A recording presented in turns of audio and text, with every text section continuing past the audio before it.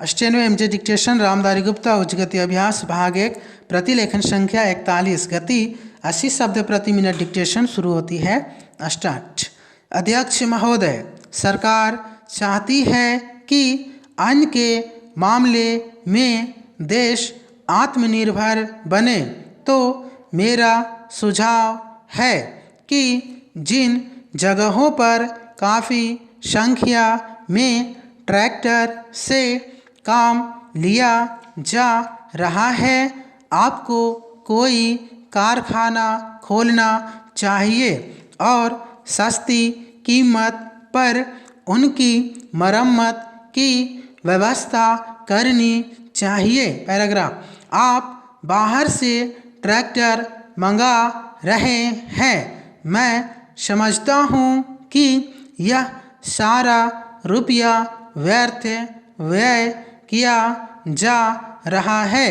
मेरा सुझाव है कि इस देश में ही ट्रैक्टर बनाया जाए। बाहर से खेती के सामान जो आ रहे हैं, कारखाने से होकर ही आ रहे हैं। इनको जहां भेजना हो वहां सीधा भेजा जा सकता है, किंतु हो यह रहा है कि पंजाब सरकार द्वारा इनको सारे देश में वितरित किया जाता है। चूँकि इनको पहले पंजाब भेजा जाता है और फिर सारे देश में भेजा जाता है, इसीलिए खर्चा ज़्यादा लगता है। खर्चा कम करने के लिए, लागत कीमत कम करने के लिए यह आवश्यक है कि इनको सीधे भेजा जाए। मैं समझता हूँ कि इसमें कोई औचित्य की बात नहीं है।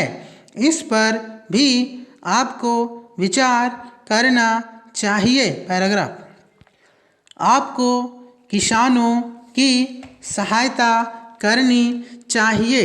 उनकी हिम्मत आप ना तोड़े। हमें चाहिए कि उनको हम सस्ते दामों पर खाद दे, बिजली दे, बीज दे और पानी भी दे, लेकिन ऐसा न करके हम देख रहे हैं कि हर चीज़ के दाम बढ़ाए जा रहे हैं। नलकूप पर आप कर लगा रहे हैं, उनको बिजली नहीं मिल रही है। इस ओर आपका ध्यान जाना चाहिए। वास्तव में आप कृषि की उन्नति चाहते हैं तो सिंचाई और बिजली का काफ़ी इंतजाम होना चाहिए। जब तक सिंचाई और बिजली का इंतजाम नहीं होगा, तब तक खेती की उन्नति नहीं हो सकती। अब तक सिंचाई और बिजली तो एक मंत्री के हाथ में है, लेकिन कृषि दूसरे मंत्री के हाथ में है। ऐसा नहीं होना चाहिए। सिंचाई, बिजली और कृषि अगर किसी एक मंत्री के हाथ में हो तो खेती की उन्नति का काम सरलता से हो सकता है।